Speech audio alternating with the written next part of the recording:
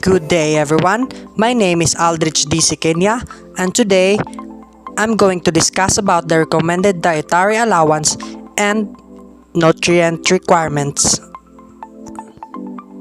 Recommended dietary allowance are the levels of intake of essential nutrients that, on the basis of scientific knowledge, are judged by the Food and Nutrition Board to be adequate to meet the known nutrient needs of practically all healthy persons.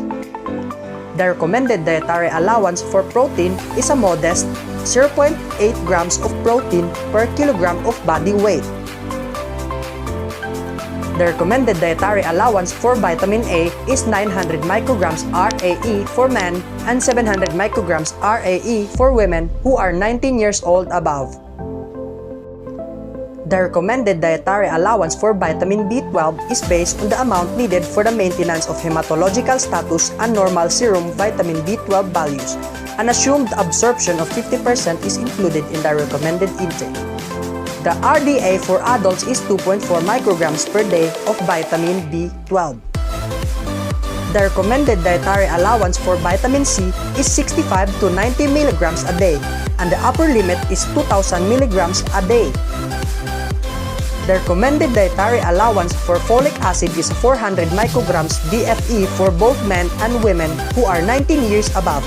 Pregnant and lactating women require 600 micrograms DFE and 500 micrograms respectively.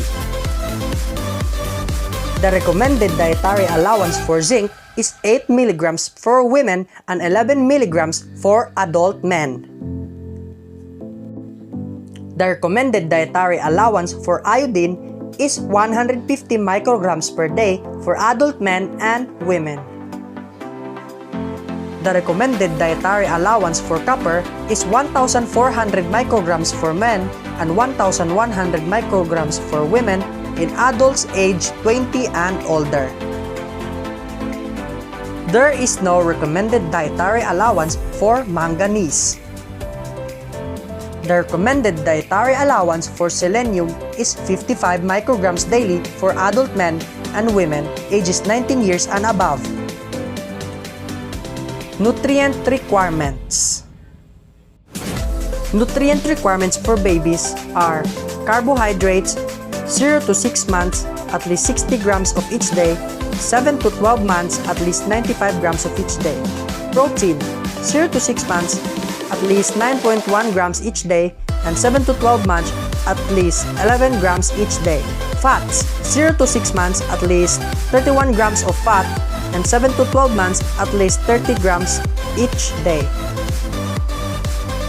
Nutrient requirements for children. Vegetables at least 3 to 5 servings per day. Fruits 2 to 4 servings per day. Whole grains 6 to 11 servings per day. Protein 2 to 3 servings, 2 to 3 ounces of cooked lean meat, poultry, or fish per day. Dairy products, 2 to 3 servings cups per day. Zinc, water, at least 6 to 8 glasses per day, and healthy fat.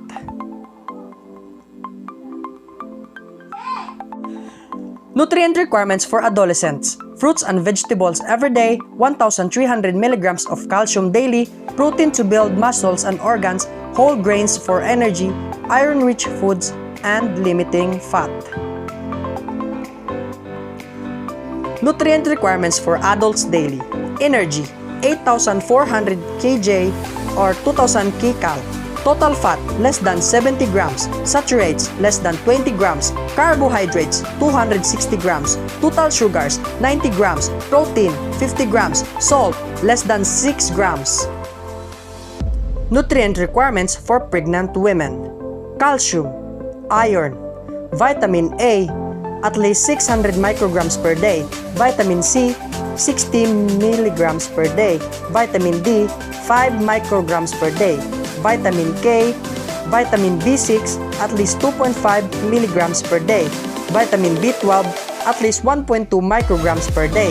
Folate or folic acid, at least 400 micrograms per day. Nutrient requirements for lactating mothers. Calcium, 1 gram per day. Iron, 30 milligram per day. Vitamin B6, 2.5 mg per day. Vitamin B12, 1.5 mg per day. Folic acid, 150 micrograms per day. Vitamin C, 25 mg per day.